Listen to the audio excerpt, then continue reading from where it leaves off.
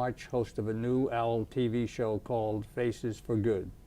It is an outreach presentation featuring the staffs of all the important services provided by FAU.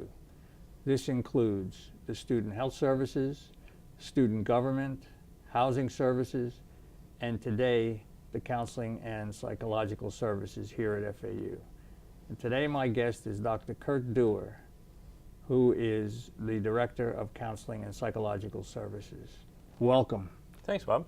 Thanks for having me. Let me ask you a few questions about your service, okay? Can you give me a brief overview of what your services entail? Yeah, we have a number of different things that we offer to students. We are a psychological clinic for students that are having some sort of struggle that might preclude them from achieving all the academics that they'd like to. So we offer individual counseling, so that's more of the traditional counseling that students have come to expect. You go in and you see a therapist, you talk to them one-on-one. We also offer some relationship therapy, so if somebody was to come in and have issues with a roommate, a partner, a fiance, a spouse, and even children, they can come in and talk to us about that. So we have relationship therapists as well. We also offer a large group program. So for some of the issues that students come in to see us about, which are often in combination with issues, so anxiety, depression, and relationships are kind of a nice combination that they often come in with. Our groups program actually is better at being able to assist them with that. In other words, they make more improvement in a shorter period of time by going through our group program. So we have that, and then we also we offer services for workshops and consultations, and I also have some psychiatric services available. Very comprehensive. Well, we try and do a good job.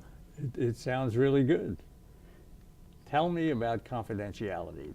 That I'm always thinking about that. How do you handle that when a student comes in and he's worried, who will you tell? Will you tell my professor? Will you tell my family? That's a great question. Students are very concerned about that, and confidentiality is my most prized commodity. We are very conscientious about making sure that students are aware of exactly what it is that we're able to keep confidential and what we can't.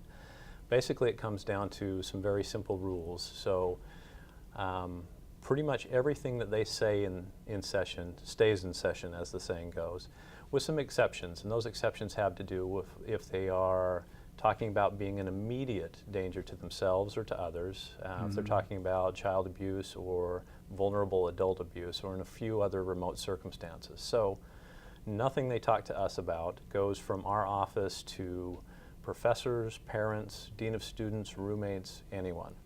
The only time that we can talk about those things is when they give us what's called a release of information in writing, saying who we can talk to, what we can talk about, for how long that permission is granted, and then we'll follow that script and be able to have those conversations. All right. Tell me about if a student comes in and he is not coming out and telling you this, but he's sort of hinting at maybe suicide. Well, first of all, suicide's not an uncommon thought for students to have. It's less common for them to act on it, but it's much more common to think about it than people typically give us credit for. So to run through a list of options that people have, somewhere down near the bottom is usually, what if I wasn't here anymore? And that's a concern that they have, and so that's not an uncommon thought for people to have, especially when we're good at problem solving. Now, when they start to feel like that issue is becoming more relevant and they're not sure whether they can keep themselves safe, then we try and intervene to make sure that they can do the best, that we can help them the best that we can. But your staff can also sense that. Absolutely. And then they ask the right questions. I mean, we can't mind read, we don't do any of that, but we ask the right questions to try and help the student to be able to articulate what it is that's going on, how concerned they are about it, and what the likely steps they can take to avoid being in the place where they feel like they need to act on it. Now, how about if a student wants to take a inventory test? What's his goals in life? He wants to find out his goals, his aspirations. Do you also offer that service? Or we offer some of that. We're increasing our assessment services every year, and we have a number of different tests that we can give them that will assist them with finding out what areas that they have struggles in, wherein we might be able to assist them psychologically most often. But in terms of interest inventories and other kinds of things, those are probably going to be best served out of other offices, particularly the Career Services Office. Okay. Tell me about this. I see that your staff is composed of psychologists, social workers, mental health counselors, psychiatric staff, etc. How about the mental health trainee? What kind of education do you give someone that comes in and says, I'd like to be a mental health trainee? Well, we have some students that are volunteers in our office, and they don't do therapy with any of our clients that come in. They'll assist us with outreach events and other kinds of office and clerical issues. However, the mental health trainees that we have are students that are in a doctoral program, either in clinical or counseling psychology. So they're typically within, not too far distant of being able to obtain their PhD or their PsyD and move out into the field on their own. So they do therapy with our students. We have an internship program if they're coming from an APA accredited school. And some of our students come from all over the nation to be able to come here and be trained with us. Do students from FAU actually come here? Do you have some of those? We have some of our FAU students as well. Now they're at a different level. So what I just described as our interns, we also have practicum students, and our practicum students come to us from some of the local schools, but also some from our mental health counseling program here at FAU. I didn't know there was one. Yep, indeed there is. How long has that been in existence? Well, I've been here me. a long time, and I never heard about it. Well, it's been here longer than I have, so I'm not sure how far back it goes. Okay. Well, tell me a little bit more about if you have a relationship with the Student Health Services. If at all? Oh yes, yeah, very, very much so. Our relationship with Student Health Services is very good. Some of the individuals that they might see, their patients over there, might be sent over to us to be able to see how we might assist them. And clients that we have in our office sometimes are suffering from physical health related issues that we might send them over to the Student Health Center. So we have a nice collaborative relationship.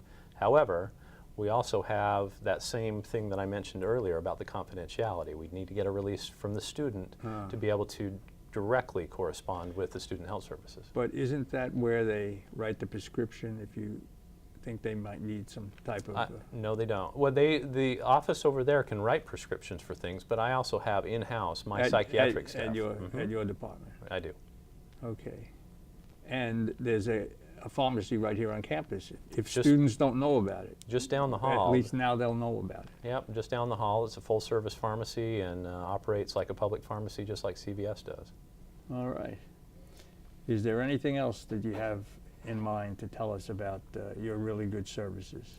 Well, maybe just a couple things. We have some fairly common presenting problems that I alluded to a few minutes ago. So one of the most common things that students struggle with is their academic concerns. In other words, they come to a university setting and their classes that they're taking often cause them stress. And our mission at the Counseling Psychological Service Center is to be able to help them preclude those things from impeding their ability to be academically successful. So we try and help them work on stress and some of those other things. Also common presenting problems are anxiety and depression and self-esteem kinds of issues and relationship issues. Those are very common for people to come in with. And one of the things that sometimes students get stuck on is thinking that for them to come in to see us in the center, they've got to have big issues, big problems, and that anybody that goes there must have really big issues, and that's not the case at all. Most of the students that come in and see us, they'll see us for maybe just a couple sessions, and we'll usually try and help them remedy something before it gets to be a big problem and really impedes their life. So they're problems of all shapes and sizes, and more often than they're on the lighter end of the spectrum where they're not as intensely or devastating as they otherwise might be if they were to let them go longer. So one of the things I'd recommend to students is the answer to the question, when should I come in? And the answer is, as soon as you think of the question, it's probably time to be able to come in. And the services that they obtain from us are already being paid for out of their health fee dollars. So it doesn't cost them anything additional to be able to come in and see us. Well, that's great. So they should come in as soon as they think That's of that a very question. good point, because that would turn a lot of students away. Oh, I have to pay this now. The cashier is going to send me a bill, and if it's free, that's terrific. And therapy in the community is very expensive, and as long as they're here at FAU and taking classes, they may as well come in and see us. All right. One other point that we had talked about earlier that I think is kind of a big issue for students is fundamentally at the core of a lot of the struggles that they have are attempts that they make to try not to feel bad. Now, our culture and our climate in today's world teaches us that we should be happy, healthy all the Right. time, 24/7, and that's just not the case. If you live in this world and you care about anything, at some point you're going to be suffering. And it's hard for us because the world tends to support this idea that we shouldn't feel any pain, and as soon as we do, we should do something immediately to make it go away. And so in an effort to remedy any pain that we're in, students will often turn to sometimes sleeping too much, a lot of video games, unfortunately sometimes to drug and alcohol and other kinds of things that really sort of change the way that they're feeling. And then the problem is that it really doesn't remedy anything. They come away from those experiences having spent a lot of time and money and really not made any progress on the issues that are there to be dealt with. So that's kind of where we come in, is our job is to try and help students work through things, because all the attempts that we've come up with, at least to my knowledge, to get around, over, or escape something, typically actually make things worse. So for us, in the outside world, there tends to be this rule that if you don't like something, you can fix it, you can make it better, you can force it to change. If your car breaks down, Bob, you can take it to the mechanic, you can Right, fix it right. yourself, right? You can force it to be different. And we can change majors, we can change a lot of things about our outside world, but in the world inside of our skin, in our heads, it tends to be a little bit different. What we see there is that when people don't want something, it tends to be more pronounced. So it goes back to that old adage of trying not to think of a pink elephant. It doesn't work very well. As soon as I mention it, you're Right, thinking right, of it, right, I'm right. thinking of it. Now we Right. can guide our thoughts into thinking of particular things. I can say, think of a beach ball, and both of us can describe the colors and maybe the place at the beach or maybe in a sports stadium where we've seen them before. But when we try and run away from a thought, it tends to get more pronounced. And so when I have a thought that I'm particularly unfond of, or it creates a certain amount of pain for me, and I try not to think about it, of course I have to know what I'm thinking about in order to try not to think about it, and therefore I've already lost. But it's like going around all day saying, don't think about that, don't think about that, don't think about that, where that becomes pervasively what's always on your mind. Right. So what we're trying to do in counseling is to be able to help them find ways of navigating those troubled waters, of being able to think about those things and move through them to where they've forgotten them. And at this point, of course, you've forgotten thinking of a beach ball, but it's there if you want to go back to it. And hopefully we're able to take students from a place where they can't stop thinking about something to where it's left their immediate memory and they can come back to it should they choose to. But it doesn't impede their ability to be successful here at the university. Well, you provide a very good service for the students here, Thank you. and that's why I invited you as a guest. I appreciate you having me. And I want to thank you, Dr. Kurt Stewart. You're a good man. Oh, thank you. And we'd like to say goodbye to Faces for Good, and thank you again.